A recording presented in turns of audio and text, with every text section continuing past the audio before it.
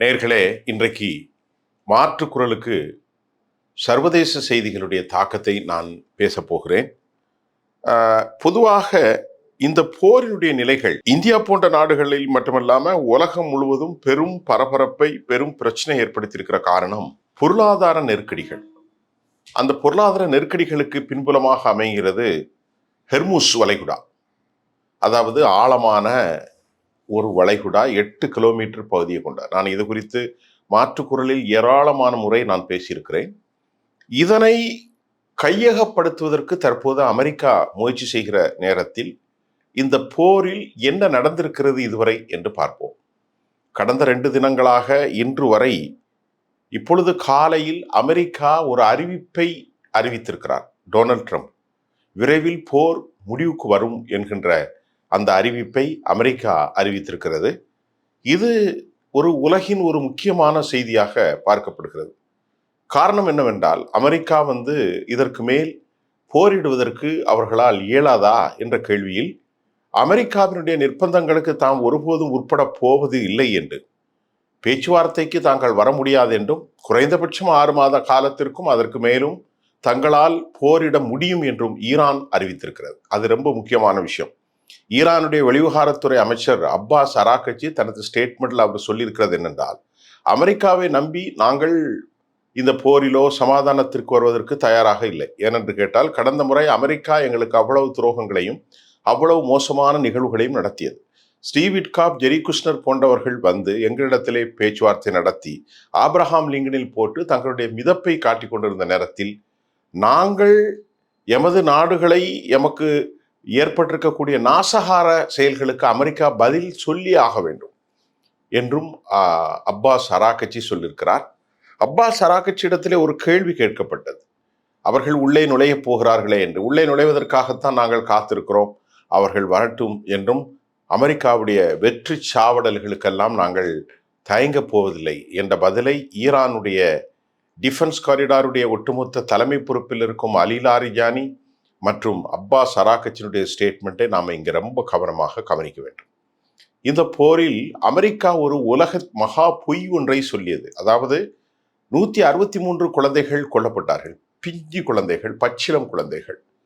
அவர்கள் எப்படி கொல்லப்பட்டார்கள்? ஸ்கூல்ல இருக்கும்போது டெமஹாக் ஏவுகணைகளின் மூலமாக வீசப்பட்டு ஏராளமான பேர். இது உலகையை உலுக்கி போட்டது. இது அமெரிக்காவுக்கும் இது ஒரு மனிதநேயத்திற்கு அப்பாற்பட்ட செயலாக பார்க்கப்பட்டது. டெமஹாக் ஏவுகணைகளை வீசி அமெரிக்கா பச்சிளம் குழந்தைகளை கொலை செய்தது. இந்த கொலைக்கு பின்னணி யார் என்று பார்த்தால், அமெரிக்காவுடைய பொய்களுக்கு உலகின் அளவே இல்லை. இவ்வளவு அநியாயத்தை செய்துவிட்டு சொன்னார்கள், ஈரான் வீசிய அந்த ஏவுகணை தான் அவர்களால் ஏவுகணைகளை கையாள தெரியாத தொழில்நுட்பத்தின் மூலம் அது திசை மாறி பிள்ளைகள் வாழுகிற ஸ்கூல் ஜோனை தாக்கியிருக்கிறது என்று அமெரிக்கா சொன்னது. தற்போது அவற்றை ஆய்வு செய்து பார்த்தால் அமெரிக்காவுடைய டொமஹாக் ஏவுகணைகள் தான் அதை தாக்கியிருக்கிறது. இது அமெரிக்காவுக்கு பெரும் பின்னடைவு. இரண்டாவது பின்னடைவு, மத்திய கிழக்கில் அமெரிக்காவினுடைய இராணுவ தளவாடங்கள் தாக்கப்பட்டு கொண்டிருக்கிற நேரத்தில், இஸ்ரேலும் அழிக்கப்பட்டு கொண்டிருக்கிற நேரத்தில், அமெரிக்காவும் இஸ்ரேலும் சேர்ந்து ஏராளமான தாக்குதல்களை நடத்தின. 2 தினங்களுக்கு முன்பு 3000 நிலைகளில் தாக்கினார்கள். மிகப்பெரிய அழிவுதான். ஈரானுக்கு அழிவு இல்லை என்று யாரும் சொல்ல முடியாது. அங்கே ஏராளமானவர்கள் கொத்து கொத்தாக கொல்லப்பட்டிருக்கிறார்கள். ஈரானில் இருக்கக்கூடிய அமெரிக்காவினுடைய இந்த குண்டுவீச்சுக்கு கட்டடங்கள் உருக்குலைந்திருக்கிறது. அதைவிட மிக மோசமானது, அங்கே ஒரு ஆசிட் மழை ஏற்படுத்தக்கூடிய அளவிற்கு சேமிப்பு கிடங்களில் 1.5 மில்லியன் அளவுக்காக சேமித்து வைக்கப்பட்டிருக்கிற குரூட் ஆயிலுடைய ஸ்டோரேஜிலே குண்டு போட்டது. அதன் மூலமாக கரும்புகையாக மாறியது. அதன் மூலமாக மூச்சு திணறல், நீண்டகால கேர்டியோ அரெஸ்ட், ஆங்காலஜி சொல்கிறார், இதன் மூலம் பல புற்றுநோய்கள் உருவாகும். ஆகவே தெஹ்ரான் ஒரு கருப்பு மண்டலமாக மாறியது. வானம் கருப்பு மண்டலமாக மாறியது. எங்கு பார்த்தாலும் ஆசிட் மலையாக மாறியது. இந்த அநியாயத்தை இஸ்ரேல் செய்தது என்று இப்பொழுது அமெரிக்கா இஸ்ரேலை நோக்கி கையை காட்டுகிறது. ஆக இந்த 2 மோசமான சர்வாதிகார தலைமைகளும் உலகத்தை அச்சுறுத்தக்கூடிய குழந்தைகள் 163 பேர் படுகொலை செய்யப்பட்டது டொமஹாக்கில். 2வது இந்த மாதிரி குண்டுகளை வீசியது. 3வதாக அவர்கள் செய்கின்ற ஒரு மிக மோசமான விவகாரம், தலைவரை கொலை செய்ததை அதனால் அங்கே இருக்கக்கூடிய உச்சபட்ச தலைவர் சையத் அலி காமேனி 86 வயது அவரை கொலை செய்ததன் மூலமாக உருக்குலையை செய்து விடலாம் என்றெல்லாம் திட்டம் போட்டு தற்போது கையை சுட்டு கொண்ட கதையாக அமெரிக்கா கீழே போய் கொண்டிருக்கிறது என்பதை உலகம் முழுவதும் வருகிற செய்திகளும் எக்ஸ்பர்ட்ஸுடைய கருத்தாக இருக்கிறது. அமெரிக்கா கீழே போறதுக்கு காரணம் அவர்களிடத்திலே ஏராளமான ஆயுத பற்றாக்குறை. அது குறித்து அவர்கள் எந்த விதமான ஒரு கலந்தாய்வு நடத்தாமலே இந்த போரை ஆரம்பித்து ஒரு 4-5 நாட்களில் முடித்து விடலாம் என்று அவர்கள் திட்டம் போட்டதுதான் ஆயுத பற்றாக்குறையின் காரணமாக. இதுவரை அமெரிக்காவிடம் இருந்த 7 ஏர் டிஃபென்ஸ் சிஸ்டம் தாட் என்று சொல்கிறது, அதாவது terminal high attitude air defence system, இவற்றில் 4 பாலிஸ்டிக்ஸ் மிசைல்ஸ் மூலமாக ஈரான் துவம்சம் செய்திருக்கிறார்கள். 11க்கும் மேற்பட்ட ரெடார் கருவிகளை மத்திய கிழக்கு எல்லா நாடுகளிலும் ஈரான் கொடூரமான தாக்குதலின் மூலம் அளித்திருக்கிறது. இந்த முறை ஈரானுடைய தாக்குதலுக்கு செய்மதி படங்கள் மிகப்பெரிய அளவிலே உதவி செய்கிறது. அந்த கருத்தும் இப்பொழுது வந்திருக்கிறது. உதாரணத்திற்கு சொல்ல வேண்டுமென்றால் சீனாவுடைய செய்மதி படங்களும் ரஷ்யாவுடைய துல்லியமான உளவு அமைப்புகள், இந்த இரண்டும் தான் அமெரிக்கர்கள் எங்கெங்கெல்லாம் நகர்கிறார்கள், எந்த பகுதிக்கு செல்கிறார்கள், எங்கே அவர்கள் தங்கியிருக்கிறார்கள் என்கின்ற குறிப்புகளை துல்லியமாக போட்டதால் தான் இப்போது அந்த செய்மதியின் மூலமாக ஈரான் மாபெரும் வெற்றியை நோக்கி சென்று கொண்டிருக்கிறது. ஈரானுடைய வலிமை வாய்ந்த கொர்ரம்ஷோர் 4, ஹைப்பர் ஷகான், சிஜ்ஜீல், தாட், இமாமத், கதர், இன்னும் ஏராளமான பேர்களிலே இருக்கக்கூடிய நீண்ட தூர குறுகிய தூர அந்த ஏவுகணைகள் மூலம் ஒட்டுமொத்தமாக இஸ்ரேல் இன்றைக்கு கதறக்கூடிய ஒரு அளவிலே நேற்று நள்ளிரவிலிருந்து அவர்கள் தாக்கியிருக்கிறார்கள். இஸ்ரேலுடைய ஹைஃபா, அஸ்கலான், டெல்லவினுடைய பல பகுதிகள், மொசாத்தினுடைய தலைமை பகுதிகள், அதே போன்று செட்லர்ஸ் ஏரியா, வெஸ்ட் பேங்க் பகுதியில் குடியேறிய யூத குடியிருப்புகள் எல்லாமே துவம்சம் செய்யப்பட்டிருக்கிறது, நாசம் செய்யப்பட்டிருக்கிறது. இதற்கிடையிலே சில நாட்களுக்கு முன்பு அமெரிக்காவுடைய 3 விமானங்கள் F-16 வானில் சுடப்பட்டது. அது எப்படி சுடப்பட்டது, யாரால் சுடப்பட்டது, மத்திய கிழக்கில் நடந்த சம்பவம் என்று பார்த்தால் அமெரிக்காவினுடைய ரெடாருடைய சமீட்சைகளை அல்லது ஏர் டிஃபென்ஸ் சிஸ்டத்தின் சமீட்சைகளை குழப்பிக் கொள்வதற்கான ஒரு ஆப்பை, பெய்டு ஆப் என்று ஒன்றை சீனா கண்டுபிடித்திருக்கிறார்கள். இந்த பெய்டு ஆப்பின் மூலமாக அமெரிக்காவுடைய ரெடார் ஏர் டிஃபென்ஸ் சிஸ்டம் முழுமையாக குழப்பப்பட்டு அது உள்நாட்டில் அமெரிக்காவிலிருந்து அமெரிக்காவினுடைய F-16 அது சுடப்பட்டதன் விளைவாக ஏராளமான சேதாரத்தை அமெரிக்க விமானப் பொருள்கள் அவைகள் சந்தித்திருப்பதையும் நாம் இங்கே காணக்கூடியதாக இருக்கிறது. இதற்கிடையிலே பேராசிரியர் இயான் போண்ட் தனது கருத்தில் என்ன சொல்கிற, பெசன்ட் என்ன கருத்து சொல்றாருன்னா, அமெரிக்கா மிரட்டுகிறது. நேற்று இரவு கூட அணு ஆயுத தளங்களோடு தொடர்பு கொள்ளக்கூடிய விமானம் ஒன்று வந்தது, அதன் மூலமாக அணுகுண்டு போடுகிறார்கள் என்றெல்லாம் சொல்கிறார்கள். அதற்கு பதிலளித்த இயான் பெசன்ட், இதெல்லாம் நடக்காது, அது ஒரு மிகப்பெரிய ராட்சச மண்டலம், 10 அணுகுண்டுகளை உடனடியாக செய்யக்கூடிய அளவிற்கு ஆற்றல் பெற்றவர்கள் அவர்கள். இவர்கள் அணுகுண்டுகளை போட்டால் அவர்களும் போடுவார்கள், அது ஒட்டுமொத்த பிராந்தியமும் அழிந்து போய்விடும், இதற்கு சாத்தியமில்லை என்றும் அவர் சொல்கின்றார். அதே சமயம் ஸ்பெஷல் ஸ்குவாடை உள்ளே அனுப்பி யுரேனியம் ஹெக்ஸா குளோரைடு என்று சொல்லக்கூடிய ஒரு 450 கிலோ 60% மேல் செறிவூட்டப்பட்டதை தூக்கி வருவதற்கான ஸ்பெஷல் ஸ்குவாட் வந்தால் அங்கே அவர்கள் இதற்கு மேலான IRGC படைகள் மூலமாக துவம்சம் செய்யப்பட்டு விடுவார்கள். அதற்கும் சாத்தியம் இல்லை. ஈரான் இந்த சமாதானத்திற்காக பேச மறுப்பது, அவர்கள் சொல்கிறார்கள் இனி மத்திய கிழக்கில் அமெரிக்காவுடைய ஆட்சி இருக்கக்கூடாது, எல்லாவற்றையும் மிரட்டுவது, எல்லோரையும் குண்டு போடுவது, கடத்துவது, இது மாதிரி நடவடிக்கைகள் முற்றிலுமாக கைவிடப்பட வேண்டும். அதே சமயம் எங்கள் நாட்டின் மீது 50 ஆண்டுகளாக போட்ட தடைகளை முற்றிலுமாக நீக்க வேண்டும். அப்படிமட்டால் மட்டும்தான் நாங்கள் பேச்சுவார்த்தைக்கு வருவோம். அணு ஆயுதங்கள் எங்களிடத்தில் இருக்கிறது, ஆனால் அது நல்ல பணிகளுக்காக நாங்கள் செய்வதை முறைப்படியாக அவர்கள் ஏற்றுக்கொள்ள வேண்டும். அப்படி இல்லாமல் அமெரிக்காவோடு நாங்கள் பேசுவதற்கு ஒருபோதும் தயார் இல்லை என அப்பஸ் அராகச்சி தெளிவாக சொல்லியிருக்கிறார். நியூயார்க் டைம்ஸினுடைய செய்தியில் தான் அமெரிக்க அதிபர் போர் நிறுத்தத்தை அறிவித்திருக்கிறார்.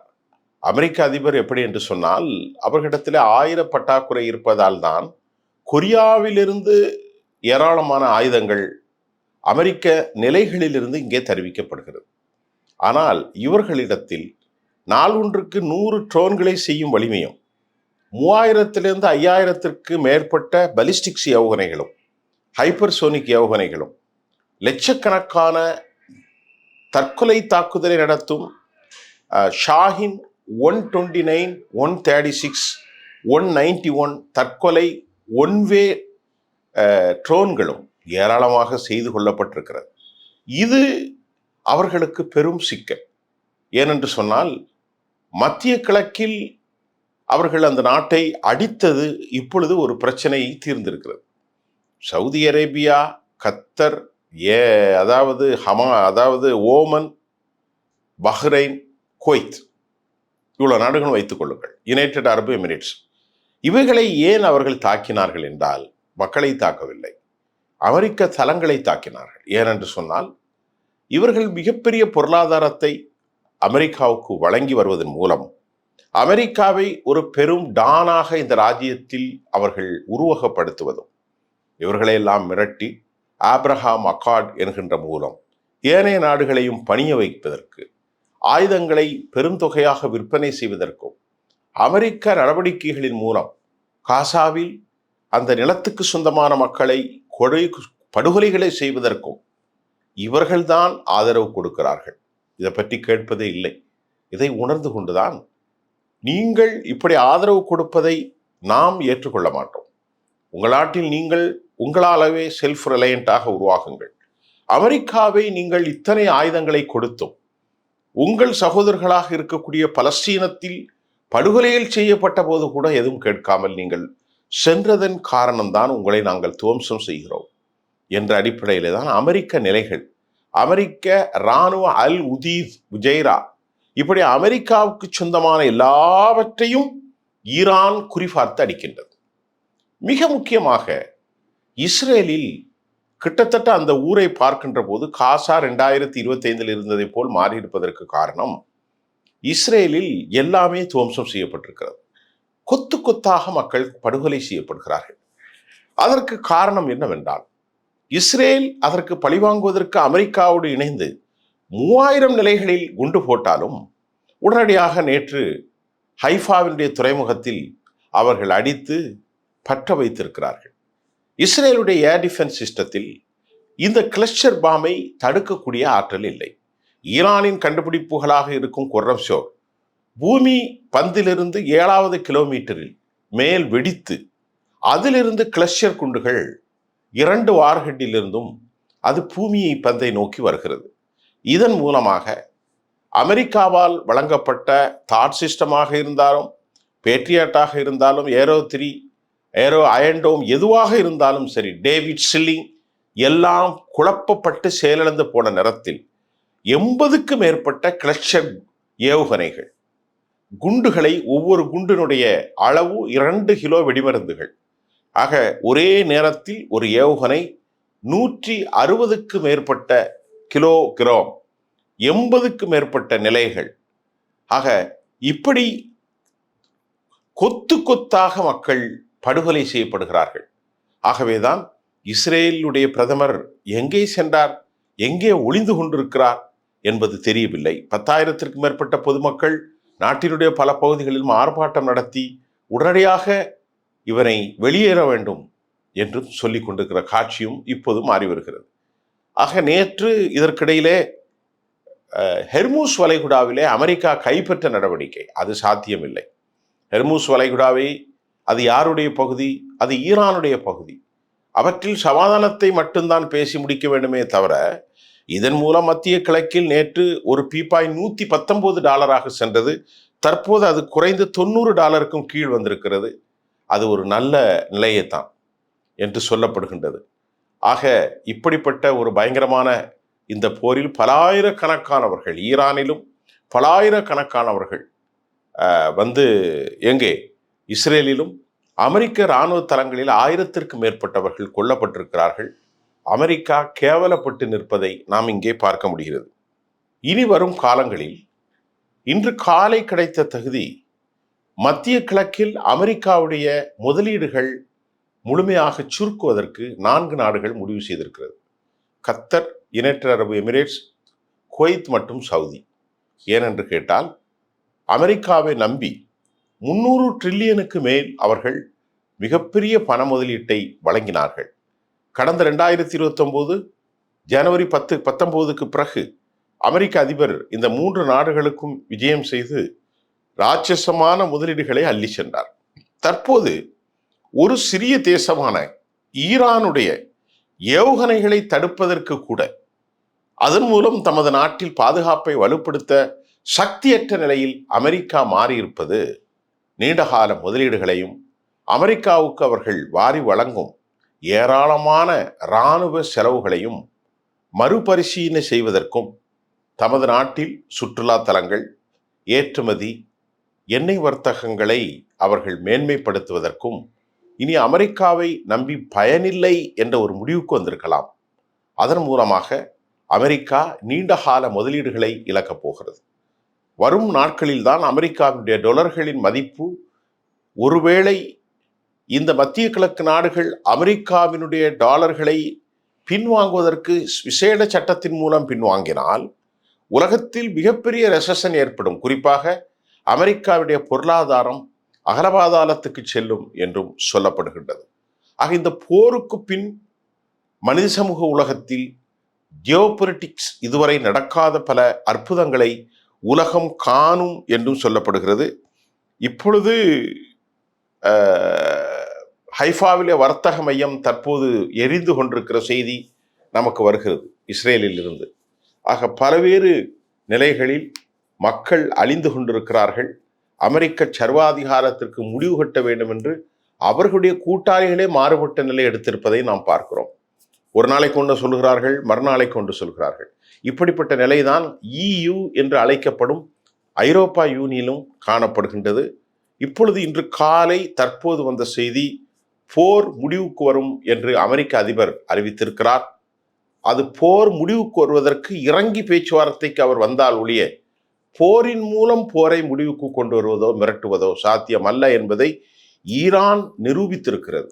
ஈரானுடைய புதிய தலைவராக முஜிதபா கெமைனி, இமாம் அலி கமேனியுடைய மகன் பதவியேற்றிருக்கிறார். அவர் ஒரு கடும் போக்குவாதி, அவரை நாங்கள் ஏற்றுக்கொள்ள மாட்டோம் என்று இவர் சொல்கிறார். ஒரு நாட்டின் தலைவரை ஏற்றுக்கொள்வது அந்த நாட்டு மக்கள். அதை போன்று உள்நாட்டு குழப்பத்தை ஏற்படுத்துவதற்கு அமெரிக்கா முயற்சி செய்தார்கள். குர்திஷ் மக்களை தூண்டிவிட்டார்கள். அதுவும் தோல்வி. அவர்கள் நிலை கொள்ள மறுத்தார்கள்.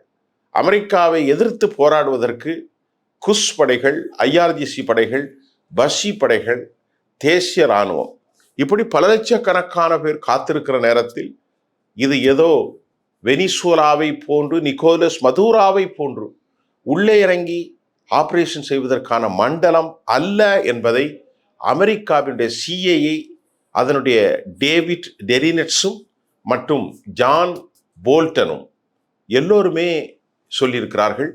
மீண்டும் அடுத்த செய்தியில் நான் பல புதிய செய்திகளோடு உங்களை சந்திக்கின்றேன்.